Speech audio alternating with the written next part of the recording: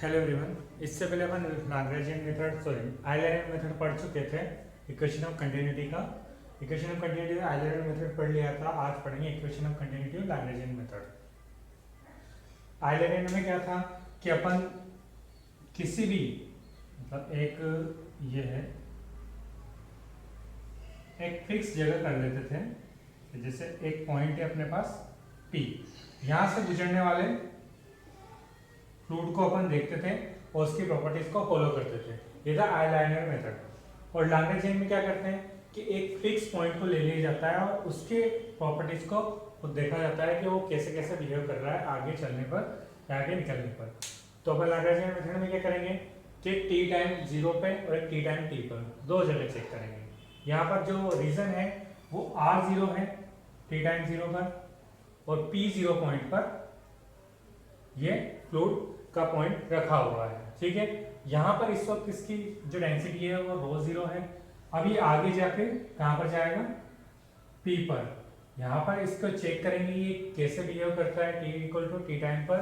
जो रीजन बन जाएगा वो R हो जाएगा, जो डेंसिटी हो जाएगी वो ρ, और ये P पॉइंट पर पहुंच जाएगा फ्लूइड।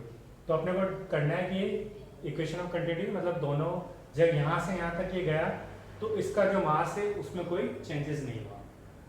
तो अपने को मास की बात करनी है, उससे पहले क्या निकालेंगे, the mass of fluid at the time t equal to 0 पे क्या होगा इसका ρ0। इसके अपन कोऑर्डिनेट्स p0 पे मान लेते हैं a b c, इसके x y z। तो मास क्या होगा ρ0 del a del b del c। अब यहाँ पर तो निकल गया, इस पे मास क्या होगा, the mass of fluid time t पे क्या होगा ρ del x y del y del z।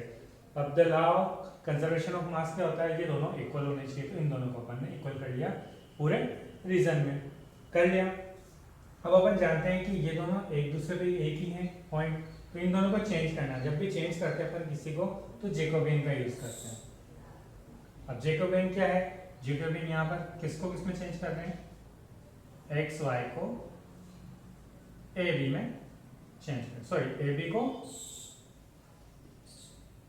X Y को ए बी में चेंज कर रहे हैं। तो जैकोबियन का यूज होगा, सो जैकोबियन यूज किया, एक्स वाई को ए बी सी में चेंज किया है तो एक्स वाई जेड है, ये जेड को ए बी सी में चेंज किया है।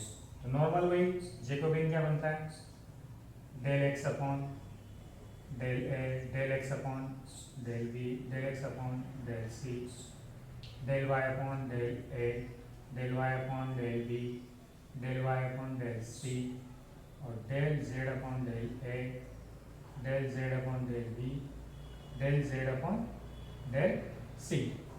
ये अपना जैकोबियन बनता है। ठीक है, ये जैकोबियन है, यहाँ वैल्यू रख दी। अब इसकी वैल्यू जैकोबियन के इसके इक्वल होगा, इसकी वैल्यू यहाँ रख दी।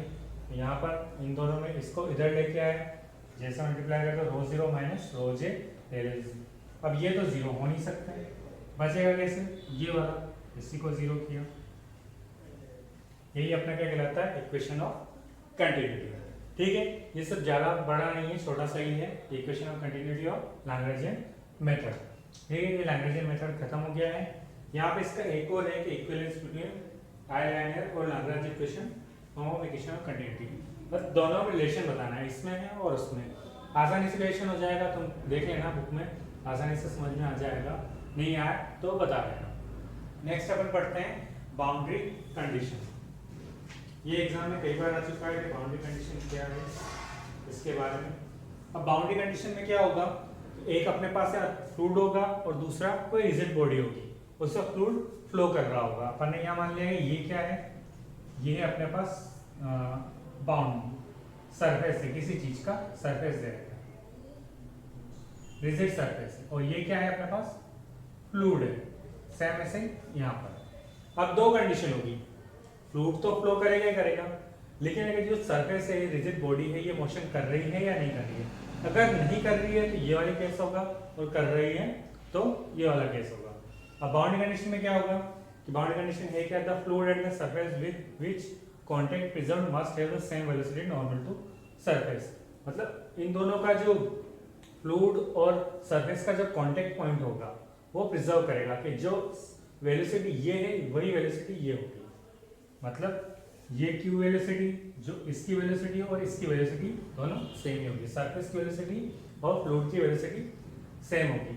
अब यहाँ पे क्या होगा, फर्स्ट वाले को अपन केस करेंगे, तो फर्स्ट वाले में क्या होगा, ये फर्स्ट का है कि जो रिजिड सरफेस कांटेक्ट है वो रेस्ट पे है, मतलब ये जो बॉडी है वो मोशन में नहीं है, ये रेस्ट पे है। इसका मतलब क्या होगा, Q डॉट एन ये 90 डिग्री पे बनेगा इक्वल टू 0।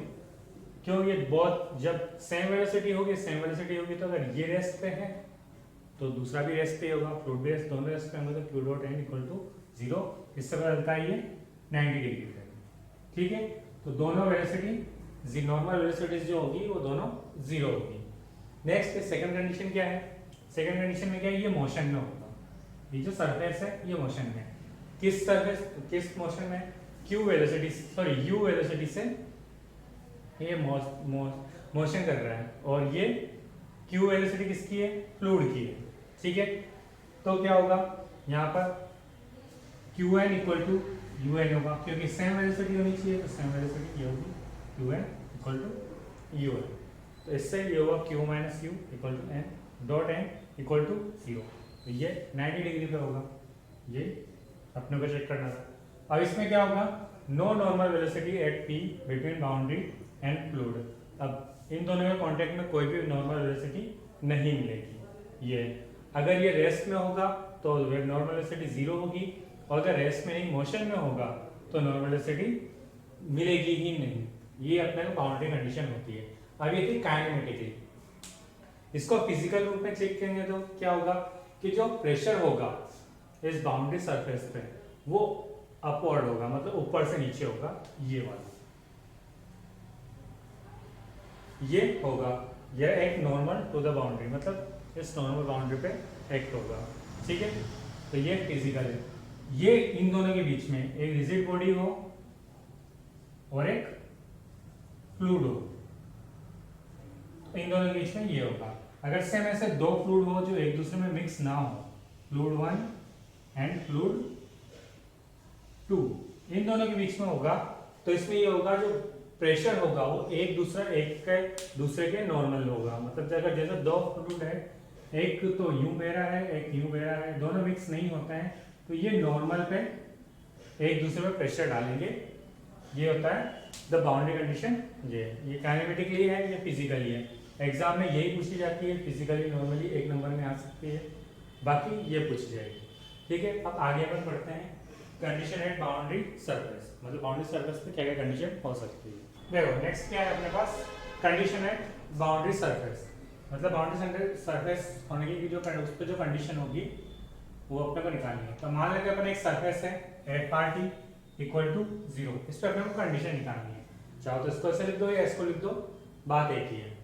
तो उसके पास एक बाउंड्री कंडीशन है, ये अपने को निकालना है या फाइंड करना है कि find the surface F R T equal to 0 और F X Y Z T equal to 0 में बी ए बाउंड्री कंडीशन।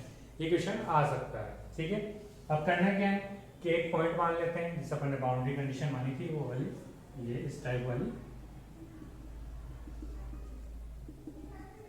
यहाँ पे कोई पी पॉइंट मान लेते हैं, और जो अपनी सरफेस बाउंड्री पॉइंट है वो क्या है, एफ आर टी, ये सरफेस है, ये मूव कर रही है, मूविंग वाली माननी है अपने को, तो ये मूविंग बाउंड्री सरफेस है, ठीक है। मूविंग बाउंड्री सरफेस में क्या था, यू जो था वो बाउंड्री इस वेलोसिटी से मूव कर रही थी, और जो क्यू था वो अपने पास था फ्लूइड वेलोसिटी, जो फ्लूइड की थी वो वेलोसिटी क्यू, मतलब जो फ्लूइड की वेलोसिटी क्या थी क्यू, और बाउंड्री की वेलोसिटी क्या थी यू, ये अपन ने माना था। तो अपने पास इस लास्ट में क्या आया था, ये वाली टर्म आई थी Q minus U dot N equal to 0, इसी को अपन यहाँ यूज करेंगे, ठीक है। बाउंड्री कंडीशन है तो ये आएगा।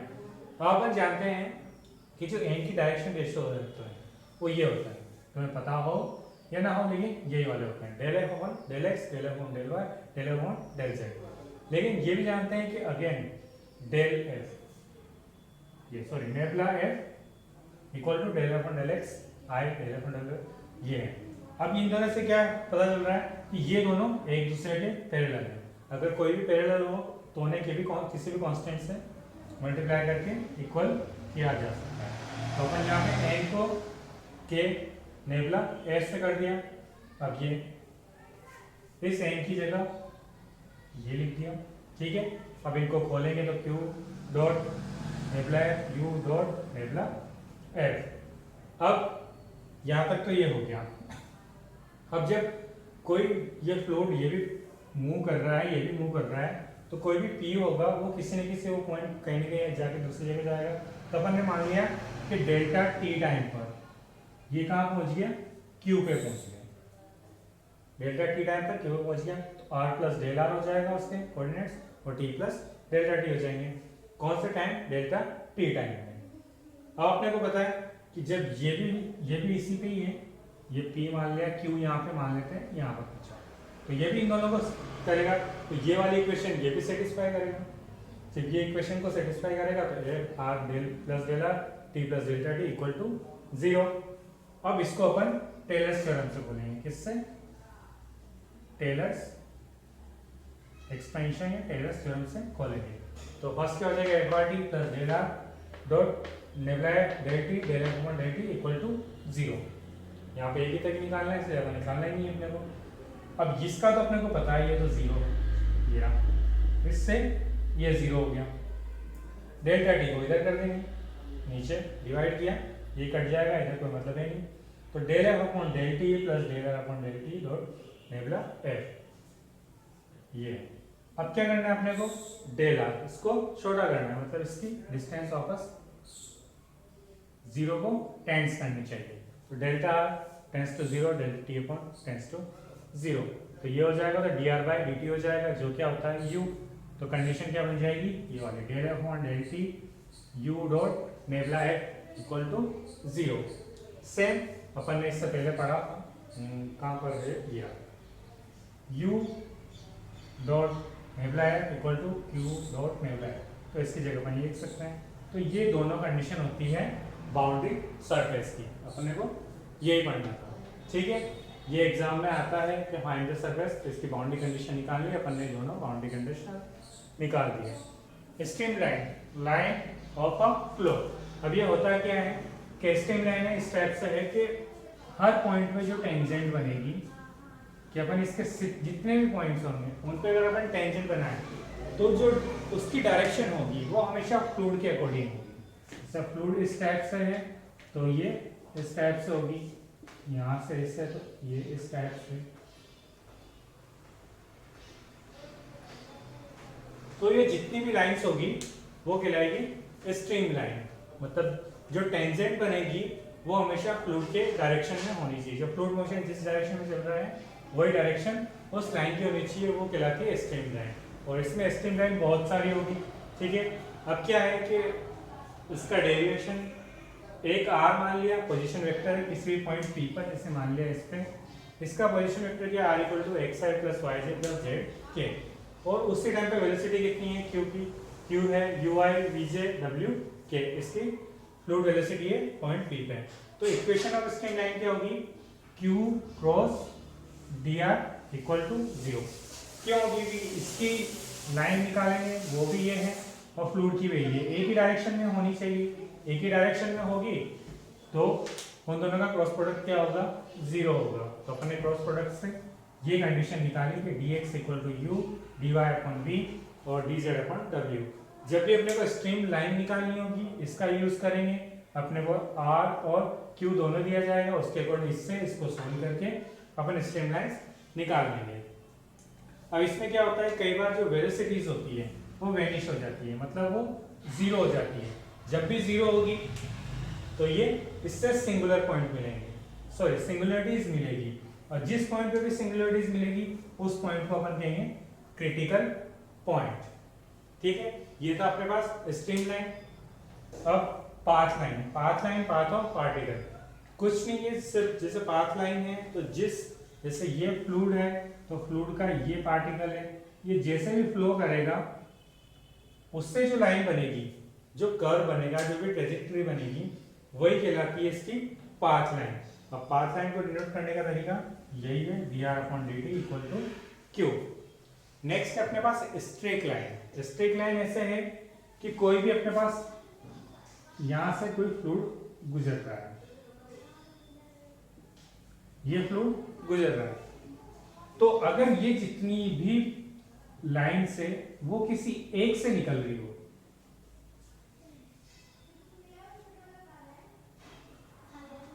अगर किसी एक से निकल रही हो तो ये सारी लाइन क्या होती है, स्ट्रेट लाइन होती है। मतलब एक यहां से फ्लो हो रहा है और ये अगर किसी एक पॉइंट से निकल रही हो तो ये जितनी लाइंस होगी ये सारी कहलाएगी स्ट्रेट लाइन। जिसे नॉर्मल लाइफ में देख सकते हैं अपन फव्वारे से, जो शावर्स होता है, शावर, उससे एक पॉइंट से बहुत सारी निकलती है, तो ये पॉइंट से निकलने वाली, तो ये जितनी भी लाइंस होगी वो क्या कहलाएगी, स्ट्रेट लाइन होगी। ठीक है, डेफिनेशन से वैसे अपन इंग्लिश में लिख सकते हैं, जिससे ये है कि a straight line is a line on which lie all those fluid particles that at some earlier instant passed through a certain point of space। मतलब किसी एक सर्टेन पॉइंट से निकली हो सारी लाइनें, वो कहलाती है स्ट्रेट लाइन। अब स्ट्रीम ट्यूब क्या होगी, ऐसा क्लोज्ड कर्व हो, ऐसा भी क्लोज्ड कर्व हो, उसके अंदर जितने भी लाइन्स है वो सारी स्ट्रीम लाइन है, तो वो जो ट्यूब होगी वो क्या कहलाएगी, स्ट्रीम ट्यूब। ठीक है, अब इसके बाद क्या है, वोर्टिसिटी, और वोर्टिसिटी को अपन नेक्स्ट क्लास में पढ़ेंगे। आज के लिए बस इतना ही, ठीक है।